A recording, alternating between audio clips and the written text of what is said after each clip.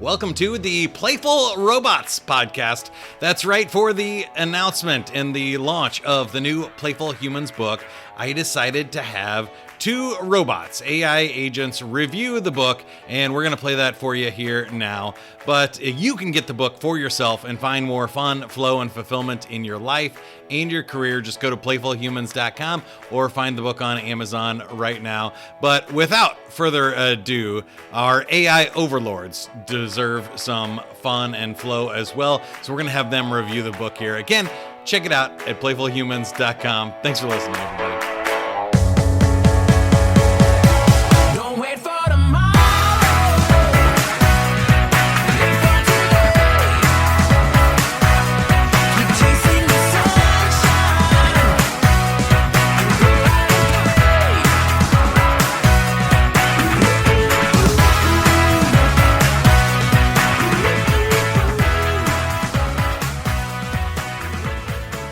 Are you ready to unlock your inner child?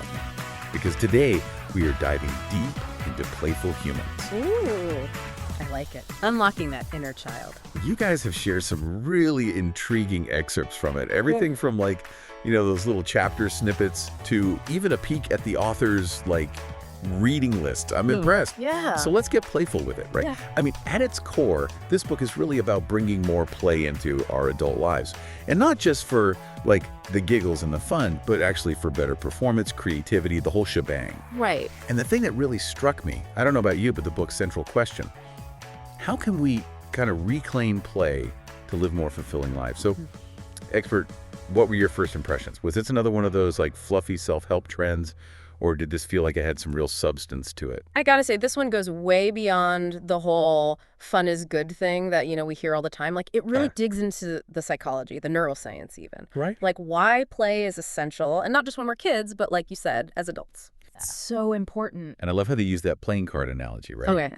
Each suit, like hearts, diamonds, clubs, spades, it represents a different benefit of play. So we're talking connection, creativity, conditioning, confidence. I love that. It's such a good way to break it down. It's so clever. It is. But before we get into the nitty-gritty of each suit, I'm really curious about this whole urgent care for adulting thing they talk about, because it's so relatable, right? Totally. When did we all collectively just forget how to play? I know. It's we get so serious, Right. adulthood hits, and it's no more fun allowed. Exactly. We forget how good it is for us. Right. Seriously, there's research on this. For instance, play, it triggers dopamine. Oh, yeah. And that's not just about pleasure. It's about motivation, reward.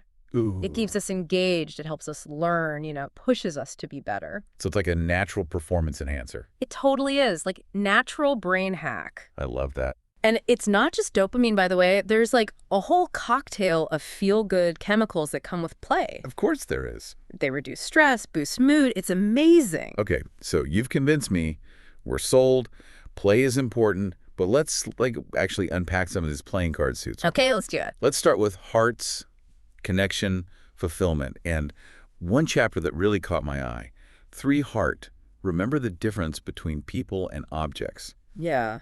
And, oh my gosh, in today's world where everyone's glued to a screen. Right. It's so relevant. Okay. Talk about relevant. It's a huge wake-up call. We're starting to treat people like commodities, especially online, the way we consume entertainment, even how we have relationships online. Yeah. It's different. They even call out reality TV and professional sports as prime examples of this. And it's we get so wrapped up in watching other people, we kind of forget to actually connect with the people right in front of us. And it feeds that comparison, the FOMO.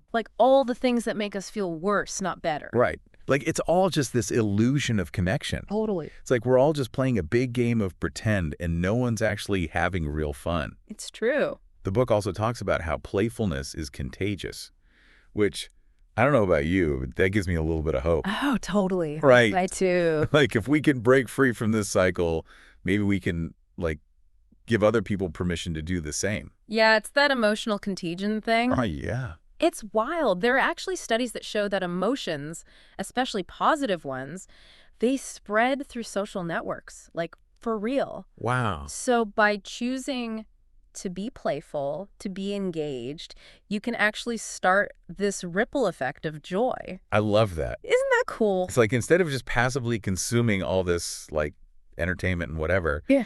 we can become these active creators of joy and connection. Yes, exactly. It's kind of like, do the change, Yeah. but for playfulness. I love that. Right. Okay, so let's move on to diamonds. Creativity, fun, all the good stuff. Yes.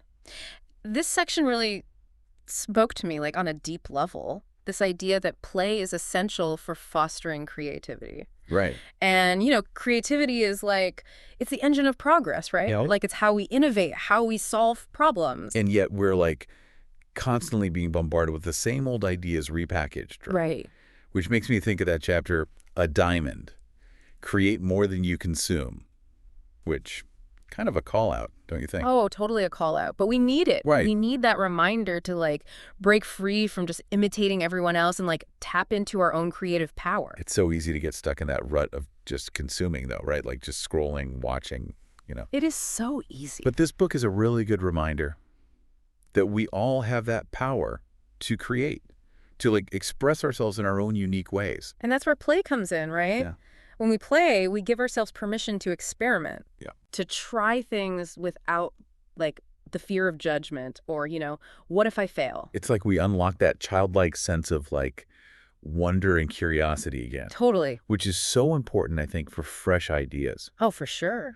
The book also kind of, like, dives into those creative roadblocks we all hit. Like, for Diamond, the start and the finish are the toughest parts. Oh, tell me about it. Procrastination, Let's perfectionism, burst. fear of judgment. It's all there. Yeah. I've always been, like, a world-class procrastinator. Yes. So tell me, how does that, what was called that trampoline effect? Yes. How does it help us, like, reframe those setbacks when we, like, inevitably do procrastinate? Okay, first of all, I love that the book uses that metaphor. It's pretty good, right? Because it's so true. It's about shifting our perspective on failure, right? Yeah. Instead of seeing it as a dead end, you see it as this launching pad. I like This that. chance to bounce back even higher. Oh, I love that. And the key is, like, embracing those setbacks as learning opportunities. So it's like reframing that negative self-talk. Yes. Like, I messed up, I'm a failure, all that stuff. Yeah, all of that. Turn it into something positive and constructive. And they actually give you some pretty good,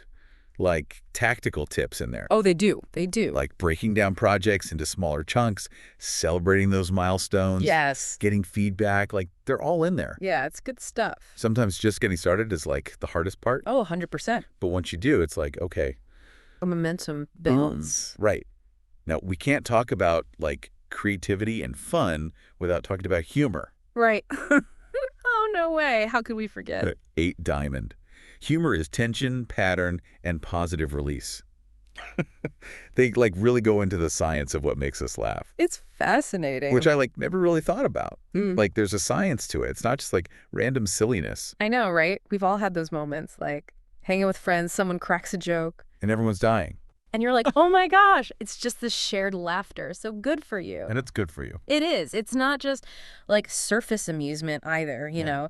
Humor, it's actually vital for building social connections, relieving stress.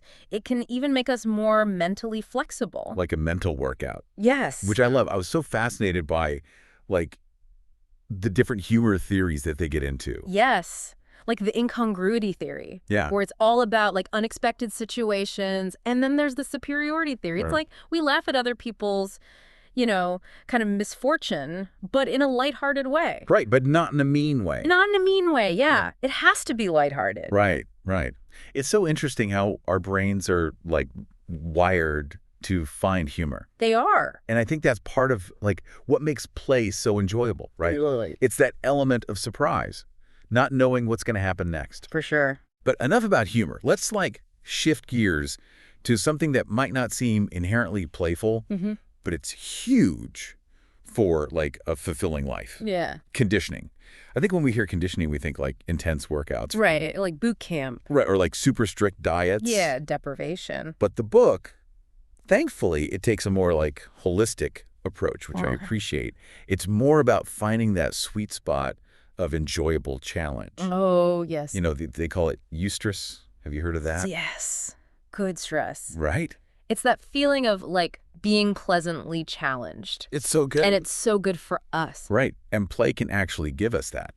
Even in, like, small doses. Absolutely. Like, think about it. When we're playing, we're engaged, we're learning, we're pushing ourselves, but it feels good. Yeah, it doesn't feel like a chore. Exactly. It's not another thing on the to-do list. It's like, oh, I get to go do this fun thing.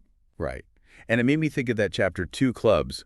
People do more of what is satisfying, fun, and easy. Like you were talking about rock climbing earlier, which for some people, that's like pure eustress. Oh, yeah. For me, it's like the perfect balance of like physical and mental challenge. Total flow state, probably. Oh, for sure. But, for someone else, it could be something completely different. Totally. It could be like learning a new language or like mastering an instrument. Exactly. It's about finding what lights you up, what makes you feel that sense of like, yes, this is it. It's like finding your own personal flow state. Yes. And it's different for everyone. Right. The book also gets into this like really interesting framework for well-being. The 5 Ps of a prosperous life. I love this framework. It's so good, right? Okay, so break it down. Okay, so we've got perform, pause, ponder, practice, play. I love it. So good, right? Yeah. And it's not about like mastering each one individually. It's about how they all work together. And I love how the book really emphasizes that, right? Like, these aren't separate things. No, they're all connected. They all, like, weave together. Like, we can't expect to perform at our best if we're not pausing, resting, recharging. Exactly. And that's where play comes in, right? Right. Like, it helps us recharge, it reduces stress, it boosts creativity, so then we can go back to performing better in other areas of our lives. It's all connected. It is.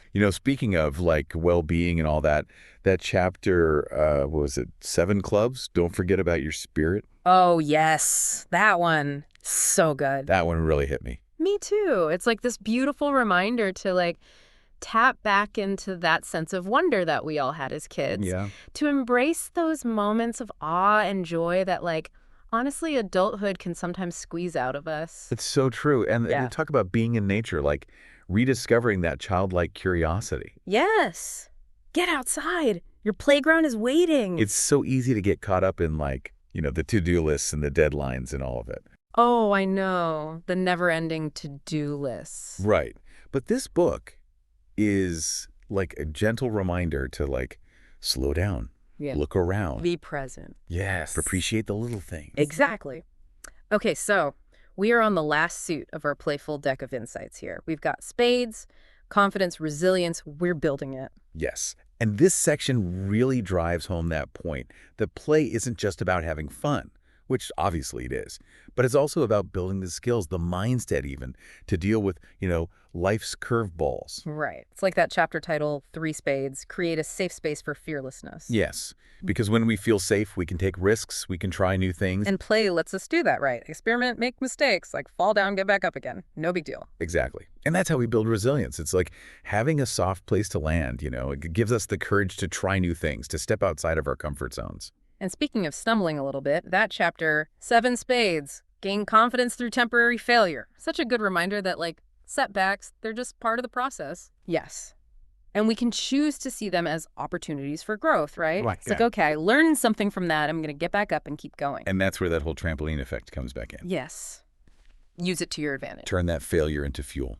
So good. Exactly. So as we're, like, wrapping up this deep dive on Playful Humans, I keep coming back to that last chapter. Q spades. Flow, meaning, and pleasure. Oh, yes. Such a good one to end on. It ties everything together so beautifully. It's like that reminder that a good life, a fulfilling life, isn't about, like, checking off boxes on a to-do list. It's about finding those things that light you up. Yes. The things that give you that sense of flow, of purpose, of joy. And what I love is that the book doesn't just leave us with these, like, big ideas. It's like, okay, now go do something with it. Right. Go out and play. Exactly. So good. What does play look like in your life? How can you bring more of it in, not just for yourself, but for the people around you, too? I love that. For our listeners, if you are ready to embrace that inner child, inject a little more playfulness into your life. Playful Humans. Highly recommend checking it out. Yes, you won't regret it. We'll link to the book, the podcast, all those resources in the show notes, of course. But as the book says, life, it's an open book essay test. The question is, how can I enjoy the most fun, flow, and fulfillment? Ooh, I like that. Right. So what will your answer be? Don't wait for tomorrow.